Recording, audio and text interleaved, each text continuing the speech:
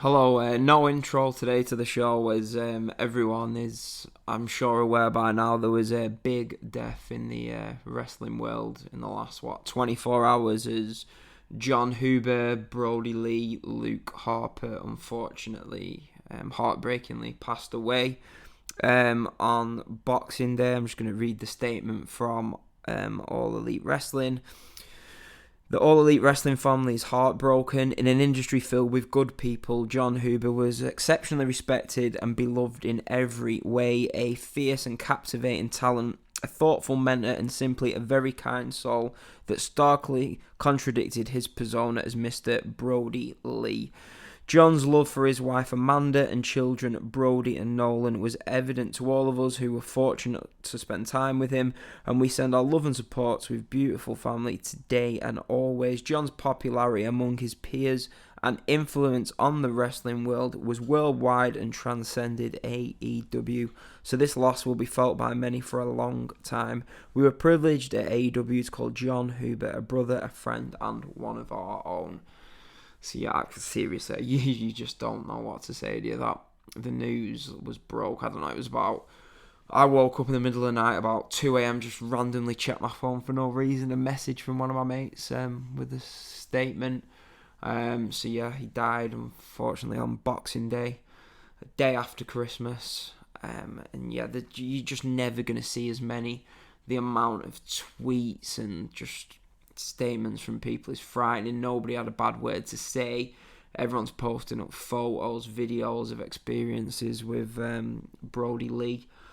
But yeah, it must be his wife, the two kids that he leaves behind. It is absolutely horrible. So I was gonna originally do a Christmas show today, talking about the episode of SmackDown from Friday night, talking about TLC from last week, but I'm not going to bother with any of that. None of that seems to matter right now. So yeah, Brodie Lee was 41 years old. 41 years old. I've never done a podcast like this, but he was a wrestler that I always really liked. I just thought he was very underrated, as everyone thought, in WWE. He died actually. His wife, I'll just read his what his wife had to say about it. Just let me find that 2 seconds. His wife Amanda, she said, "My best friend died today. I never wanted to write out those words. My heart is broken. The world saw him as the amazing Brodie Lee, Luke Harper, but he was my best friend, my husband, and the greatest father you would ever meet. No words can express the love I feel or how broken I am right now." He passed surrounded by loved ones after a hard-fought battle with a non-COVID related lung issue. So yeah, so people might know. Well, everyone was wondering why was Brodie Lee off TV after that great dog collar match with Cody it was in October, wasn't it, on Dynamite. He's not been seen. He's not been on any of the Being the Elite segments, as people like John Silver rose to stardom and popularity with AEW fans. He just wasn't been seen. It was always, I'd listen to Meltzer on The Observer talk about it, and he'd been asked questions from fans, where was he? And Meltzer had said, well, nobody will tell me anything, which isn't usually a good sign. So yeah, you was always thinking, what is actually going on? Myself, obviously, I was thinking, well, is he suffered a career-threatening injury or something like that? You wouldn't, in your wildest nightmares, think it could be something like this. But yeah, so he died obviously with an ongoing lung battle. It wasn't COVID related. I'm sure more will come out about what the reasons was behind. More detail in the upcoming days. It's just been like a horrible morning. It was the last time really you can remember feeling like this. So obviously, like, wrestlers die all the time, but normally it's at ages. Not that it makes it any easier, but ages you'd more expect. Obviously, this just reminds you of the feeling of when Eddie Guerrero passed away. 41 years old. He was in the prime of his career. He'd just gotten out of WWE. He was being given the ball and he was really running with it. He had a great run with AEW over the last 7-8 months. He was known for his style. His style was like a Bruiser Brody type. He had his catchphrase, if you remember, on Twitter for weeks, months, years. He'd be every day of the week. He'd be, "It's Monday, you know what that means. It's Tuesday, you know what that means. It's Wednesday, you know what that means." That's what he'll be remembered for. There's a video going round of his son at Access, where he gets on the stage and basically tries to get all the crowd to chant for his son Brodie, which I will just play on my phone right now.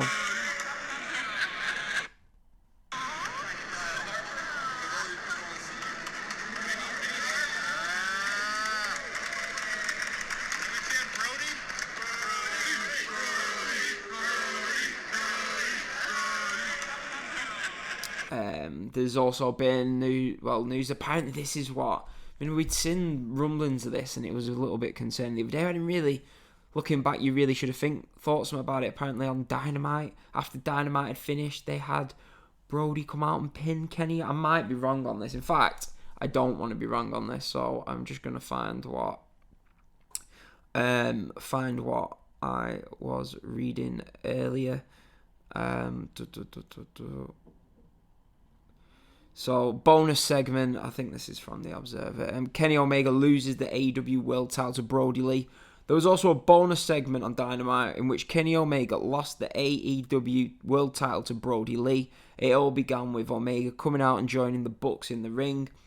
The Elite offered Brodie Lee's 8-year-old son a spot in the stable. The Dark Order hit the ring and a brawl broke out, which ended in a title match between Kenny Omega and Brodie Lee Jr. Brodie Lee's son jumped on Omega's back and made the AEW World Champion tap out. Justin Roberts announced Brodie Lee Jr. as the new AEW World Champion. It should be noted this was not an official title change, just a fun spot, possibly filmed as a Christmas present for Brodie Lee's son. So it wasn't actually Brodie Lee involved in that. We don't know. I'm assuming he's been. They put pictures up of Brodie Lee's opening presents on Christmas Day, of his son's opening Christmas presents on Christmas Day, and there was no pictures of Brodie Lee anywhere in there. But yeah, that was. I'm not sure if they're going to air that on Dynamite this week. You possibly say no, it might. Don't know. It's something that might just be personal for Brodie Lee's son, but yeah, it's just mind-numbing that all this is going. I did not expect to be talking about this. I don't know. People are suggesting stuff that they could do. They could have "It's Wednesday," you know what that means in the intro to AEW Dynamite. I'm assuming there'll be a T-shirt released, which I don't know. You hopefully like to see all the proceeds go to Brodie Lee's wife and sons, but yeah. So we'll find the Tony Khan statement. Sorry, this is like a monotone thing, but Tony Khan tweeted, "I'm devastated by the loss of Jon Huber, known to fans as Mr. Brodie Lee, formerly Luke Harper. Jon was a great man. His family came first. His loving wife Amanda and their sons Brodie and Nolan. He loved wrestling and was great at it. He loves you fans. Please keep him in all your hearts." So yeah, there's not much more we can really say. It's just been horrible news. I've just been reading for hours tributes for Brodie Lee, but I wanted to talk a little bit about his career. Because I pretty much watched most of his career unfold before me. I've took a few notes to help that. As the rain pours down outside. But yeah, I never knew this as well, doing a bit of research. Colin Delaney, you might remember him from ECW back in 2007, the WWE version. He was actually real life brother to Brodie Lee, which I wasn't actually aware of. Brodie Lee started his wrestling career in the early 2000s before signing with Shakara, Ring of Honor, Jersey All Pro. He had a stint in Dragon Gate USA before signing his WWE contract in March of 2012. I didn't really watch any of the NXT run. He was an NXT Tag Champion with Rowan in 2013 when I really started watching what Brodie Lee was around. It was around SummerSlam 2013, wasn't it? The year Bray Wyatt debuted and faced Kane, I think, in an Inferno match. And yeah, so there was along the time, he was, the Wyatt family was going on for like a couple of years, weren't it? I mean, he had that memorable match which I actually watched earlier today. The classic 6-man Elimination Chamber 2014, the Shield versus the Wyatts. That was a great match. I'm sure that's probably the standout match of his career, the most famous match of his career maybe. Other great matches, I mean, he was on the record of saying that his best match, he thought his best match and best moment in WWE was the IC title TLC match back at TLC 2014. That was a great match against Dolph Ziggler. He lost the Intercontinental title then. He also was involved with the Wyatt family in that handicap tag match against CM Punk and Daniel Bryan. That was around, I'm trying to think, I think that was at TLC 2013. My first time seeing him live actually was at my first WrestleMania 31. He was in the 7-man ladder match with the likes of Daniel Bryan, Ziggler, Wade Barrett, in that great opening ladder match at WrestleMania 31 back in the sunshine in Santa Clara in 2015.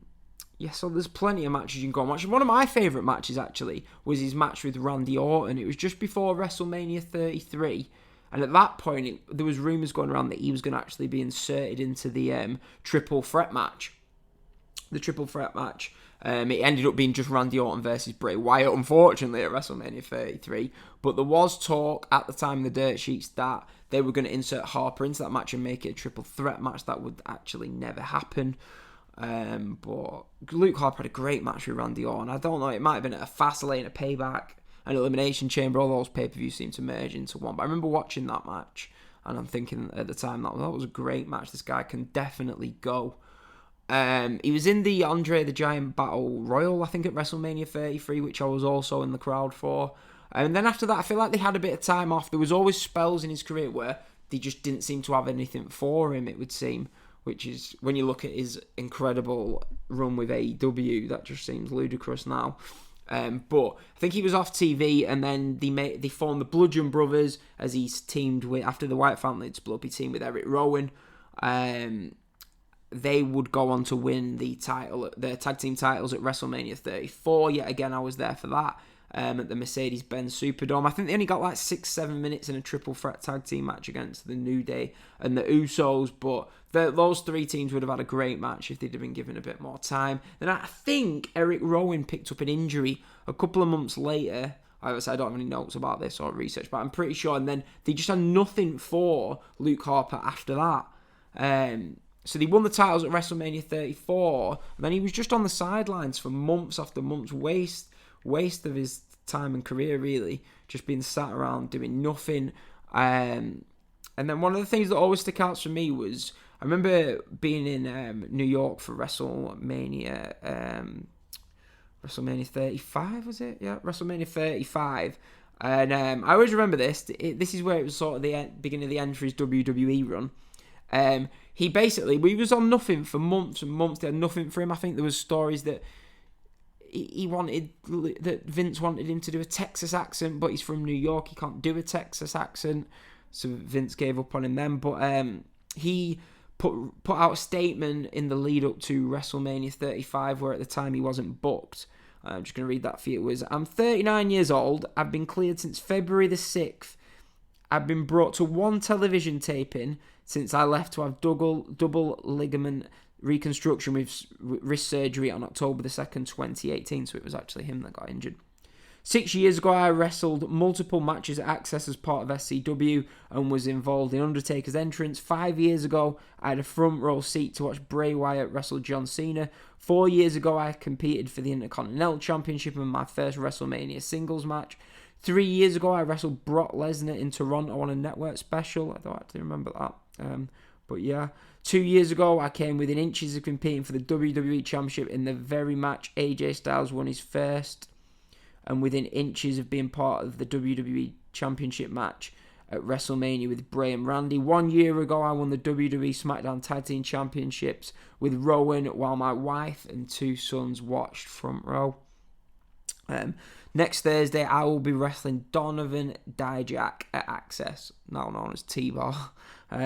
Full circle. I read all the texts I got that said, "You're back on Access." I was kind to all the people that Gin asked, asking if I'd retired. I swallowed my pride when agents and writers asked me if I was still hurt when completely healthy. And now here we are, April the 4th, 2019, when worlds collide at Access. Luke Harper versus Donovan Dijak. How will I respond? How will I change things? No one has to be happy with the results except me. That's the true test. Do I still have it? Can I compete with a young, up-and-coming, incredibly talented NXT prospect? Am I too old? Has the game passed me by? Am I as good as I really think I am? It brings me near tears to write this because I truly believe I have so fucking much to offer this industry. I believe I will be a world heavyweight champion someday.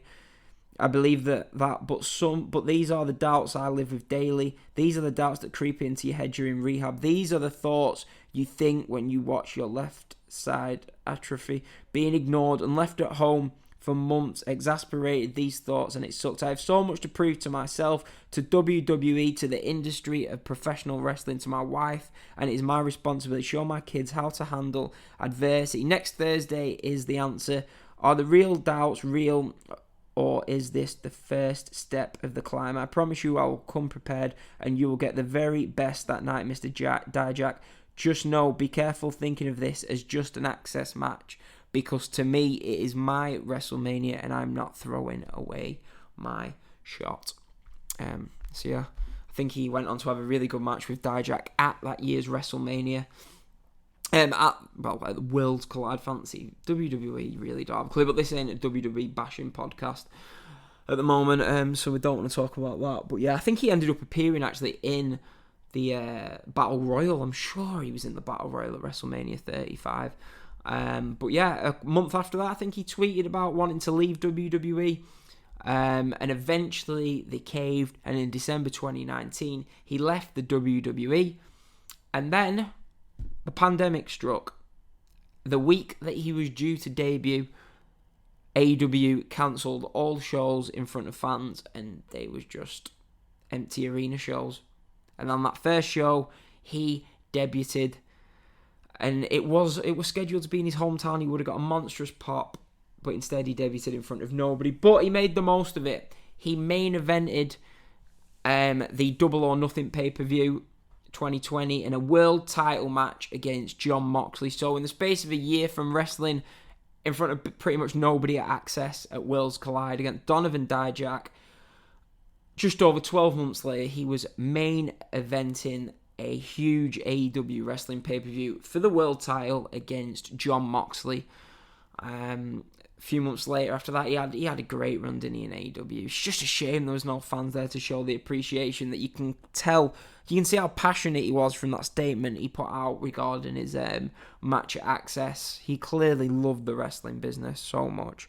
But yeah, what the guy? I'm just glad that he actually got this year to show how talented everyone knew that he was. I remember I used to listen to Edge and Christian's podcast, and I think Edge once got asked the question, who is the one guy that you just want to be given a chance? Who do you think's so underpushed in WWE? And he said Luke Harper.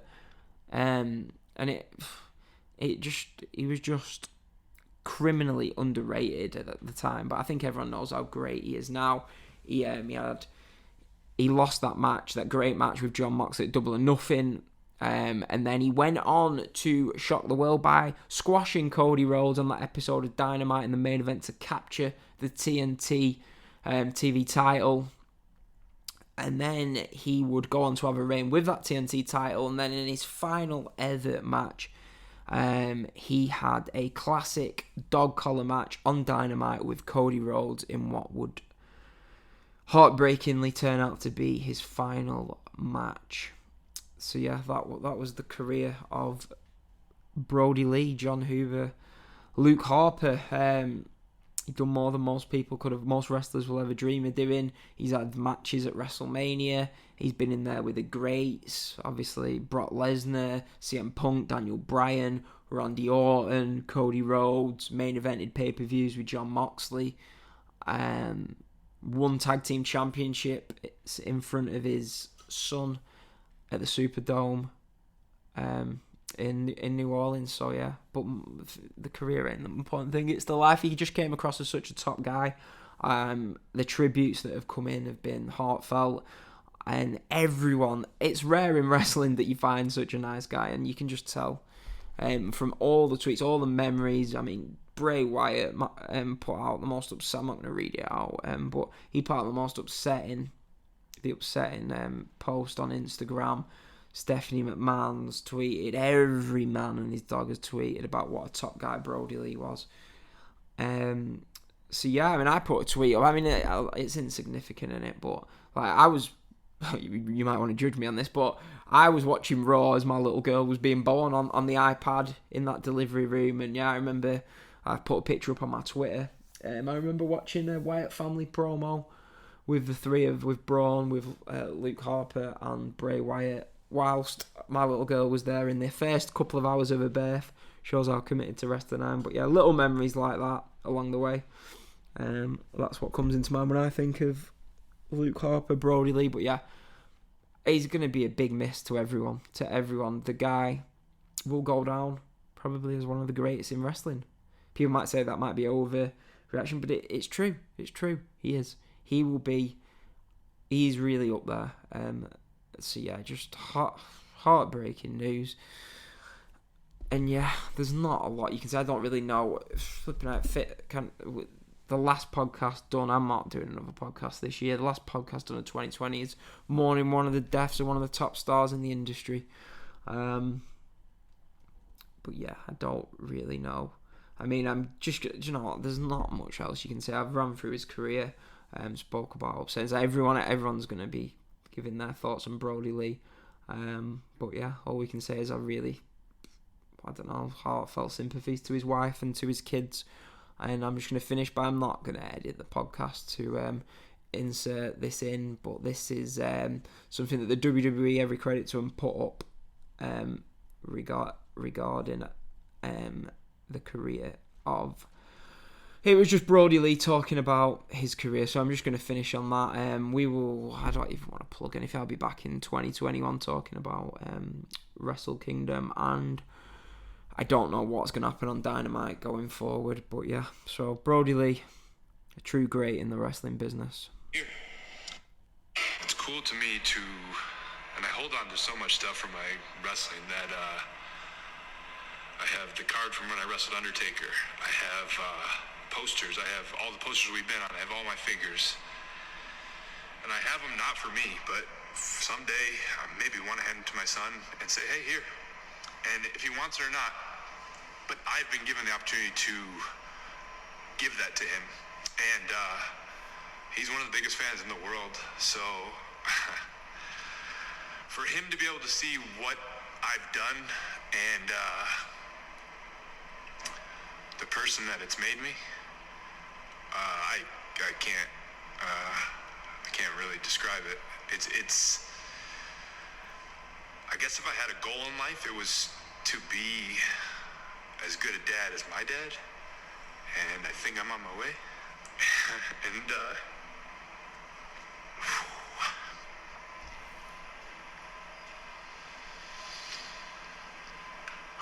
I guess for me to be able to do that, it's super special. As much as you want to talk about like Jon Huber as a person, Huber Boy 2, Brodie Lee, Luke Harper are all Jonathan Huber, and I'm that because of those three personalities, I guess, and it's professional wrestling. Made me what I am.